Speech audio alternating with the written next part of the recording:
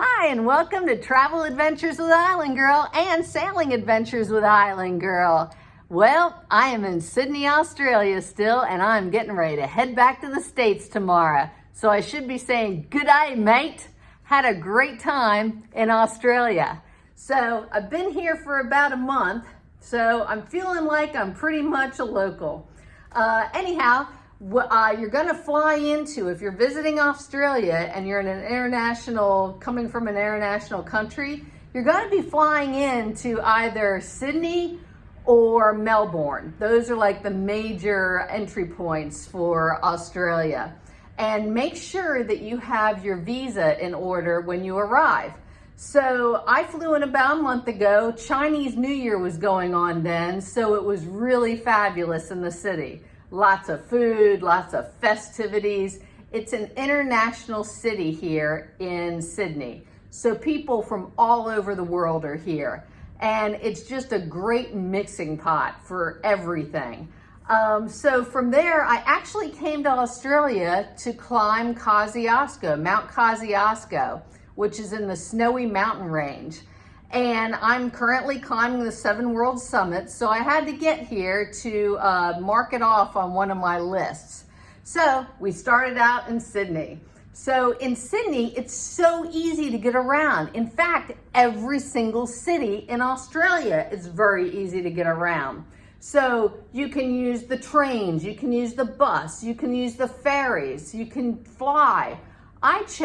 So I stayed here a week. And then I went and took the train down to Canberra, okay, which is, if you read it, it's called Canberra, it looks like it is, but it's actually Canberra is how it's pronounced. And that is the capital of Australia. And that's where their parliament is, their prime minister works there, all their government people are there in Canberra. And so that's just a short few hour train ride to here, down there. And once you're in Canberra, what I did was I rented a car. Oh my gosh, my first time driving really on the left side of the road. So I ended up driving out to Thredbo because there's really no other way to get to the Snowy Mountains because this is their summer. And Thredbo and Kosciuszko region is actually where people go skiing. It's actually a ski resort during their winter. And so you go out there, it's easy driving if you've never driven on the left side of the road, except you got, and this is what they told me, but I didn't really understand when I rented the car. He's like, watch out for the roos. And I was like, did he mean roads or, I wonder what roos are.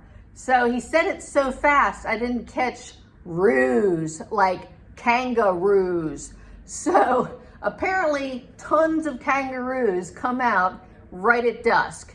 And they're kind of like deer in America, where they're just hanging out by the side of the road and at the last second they will jump in front of you. So you got to really watch it because these things are gigantic. I had no idea how big kangaroos were. But they were so awesome to watch. They're the most amazing thing just to watch. In fact, all the animals here in Australia are just amazing. And I hate to say it, but this is how the Aboriginal people used to hunt for their animals, their kangaroos and everything. They'd throw the boomerang and it would either knock them out or small birds, all that type of thing. There's actually really big boomerangs out there too. And I so wanted to bring a big one or the indigenous musical piece, the, what was that called? Can't remember it now. But yeah, it was so awesome. I wanted to bring a few things home, but they were a little big to get on the plane. But anyhow, okay, so I did the mountain climb, which was amazing. Yeah, I have a few videos. Take some time, hit the subscribe button, and go back and look at all the videos from the different sections. So the areas out here, instead of being called states or provinces or anything like that, they're called territories. So you have quite a few territories. And so if you're flying somewhere, you're changing time zones, you're changing territories. a little bit of accent here and there. But the first place I went, I started off in Sydney, which is New South Wales territory. And so headed south. Once I did the climb, I went to Melbourne, and then I headed straight across. It's in the southern coastline towards the west, called Adelaide. Adelaide is a really, really great place. And it's along the coast, so you got the beaches, but they're mostly known for wine country. And it will remind you a lot of California, like the Sonoma and Napa Valleys, and it's just beautiful. And so I took a couple wine tours, looked around, got to meet, since I'm a former firefighter, got to see the largest fire station in the Southern Hemisphere, and got to trade shirts and hats for those guys, and had a great time. Well, then after Adelaide, which is a sparkly clean city, everybody's really nice, really easy to get around, and wherever I went, I normally stay at like name brand hotels, but for some reason I decided to try out boutique hotels, which is the way to go in Australia. I had the best hotels, like high-end luxury, for half the cost that I would have spent on like a Wyndham or Hilton or all the major names. Everything was like half price for these boutique hotels, and I would have to say they were much better. They were awesome, and it gets you in with the local group, you know, to see what to do. They're more laid back. It's just terrific. So from Adelaide, I took another flight, and most of the airlines here, you're either going to deal with Qantas, Virgin Australia, or Jetstar, and those are the three major ones that you can deal with, just inner country flying around. So once I went to I flew into Alice Springs, which is where Uluru is, which is pretty much right in the center of the country. And Alice Springs has Uluru, which is actually Ayers Rock. And you can't climb Ayers Rock anymore because it's an Aboriginal and World Heritage site. But you can walk around it. Be sure to pack a net because the black flies are insane out there, and be sure to get ready for the temperatures because it's about 105, 107, which is like 45 Celsius. Yeah, so incredible heat, but it's dry heat, and lots of flies. So always make sure you have, your water with you wherever you go. My phone didn't work half the time, so you're not going to be in cell range a lot or internet or anything. So just get used to when you're out. It's called the outback for a reason, because you're way out back there. Anyhow, what I did so that everybody at home could keep up with me is I have this thing called a Spot. It's like a personal satellite locator GPS thing where you can put the link on some kind of site, whether it be Facebook, Instagram, whatever, and all your friends and family can click on that and keep up in real time where you are. They're just like, oh, okay, she's right here, or she's going there, or she just flew here. So something good to have so everybody can keep up with you. Also, I didn't go to the major souvenir shops. I always bring everybody back something, like I keep change for the kids and put it in a little purse or something like that. I mostly stuck with the local goods. So this was a lot of doctors, Flying Doctor Clinic. They are working in the outback with the Aborigines, and they had these bags for sale that I thought were pretty cool. So I got that. And my family kind of exchanges Christmas decorations or Christmas ornaments. So of course I had to pick up a cute Christmas ornament with a koala and a kangaroo on it. And of course, everybody gets one of these guys. Yeah, a boomerang. So I'm going to be probably lots of injuries are going to happen when I get home, but had to get a few of these for everybody. They're just awesome. And I actually went through a little class on how to throw boomerangs. So, and of course the traditional hat. So let's see, from Alice Springs. Oh, also, every place I went, I felt totally safe. They were very clean cities, very easy to get around. In fact, Adelaide, the bus system is free within the city. You just hop on a bus, you can go wherever you want. Not Sydney, you can still tap your credit card, but it's very minimal cost. And same with the trains, everything else, it's so easy to get around. So anyhow, from Alice Springs, which is center of the country, I wanted to see some more beaches because you always hear about beautiful beaches in Australia. So I flew all the way out to the Gold Coast, where Brisbane, that's how you pronounce it. Brisbane is just located above the Gold Coast, but talk about beautiful, beautiful waters.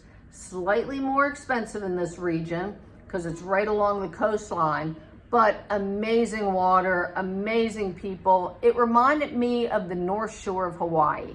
So I decided to spend a whole week there, and again, boutique hotel. So like half the price from what a regular, resort hotel would be. And each time I got a suite. So it was like half the cost. And it was even Valentine's Day week, so I thought everything was gonna be booked up. No way. I was able to find anything at the last minute, flights at the last minute. It's extremely easy to get around Australia. So let's take a look where I am right now. Also, pronunciations of things, okay? Like Canberra, that it looks like it's spelled Canberra, the capital city, but it's actually Canberra. And you look at the city of Cairns, you think it's pronounced Cairns. Nope, it's Cairns. And then when you get down to Brisbane, it's not Brisbane, it's Brisbane. So everything has a little different, pronunciation. Also, the main industries in Australia, as you're going out into the outback, you'll see these giant, they're called, road trains, but it's actually giant freight trucks that will have almost like 2, 3, 4 connections with them. Sometimes it's all fuel connections, and it's like 4 trucks attached together, and they're overland trains going through the outback. And it's crazy because you're out in the middle of nowhere. You can drive for hours and hours. It took me hours to get out to Alice Springs, and if you're not prepared, you're out in the outback. There's nothing around there. There's no convenience stores. There is nothing. So you've got to be prepared if you're going to go out to the outback to do anything. It's called the outback for a reason, so you don't want to be caught out there. Plus, it's a desert. But when I was out there, they had had so much rain in the past couple weeks that everything was green. It was so beautiful. And they're like, this doesn't happen. Oh my gosh. But it has been insane, the amount of rain that Australia has gotten. Some lakes have been dried for years, and all of a sudden they have reappeared. River beds have been dry. Now they have rivers here. So I guess we're doing a little flip-flop in the hemispheres these days, because other parts of Europe and other places are complaining how dry they are. It's pretty wet down under. But let's take a look and see where I am right now.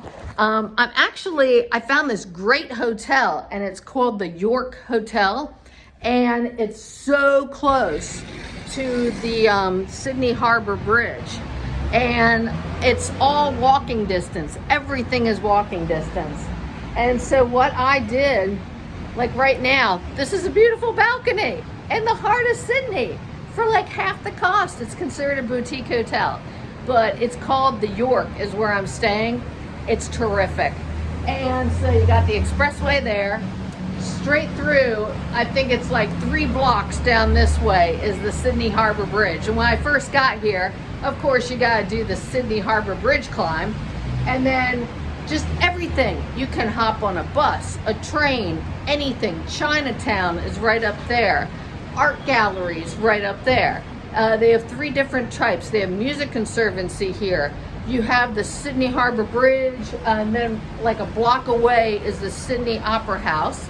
You have all kinds of shops along the waterway, historical monuments. All of their statues are in place, all different, eras. They have tons and tons of architectural elements here, because like look at that down there. This is an old building where they had the facade, and then they built a more modern building on top. So you have old mixed with new. You have everything here. But I had a wonderful time in Australia, and I can't wait to come back. Next time when I'm back, I want to go to these islands called the Whitsundays. One place I did not get to go to, but I can't wait to be back. Anyhow, Sydney, Australia. This has been Travel Adventures with Island Girl and Sailing Adventures with Island Girl. If you have any questions, just comment and I'll answer anything for you guys. But I tell you what, one of the best countries I've visited, and I could live here. This has been a terrific time, a great place, very safe, very fun, and it's the middle of February. So unfortunately I go home tomorrow. Hit the subscribe button. Travel Adventures with Island Girl, Sailing Adventures with Island Girl. See you on the next mountain or the next beach. Bye.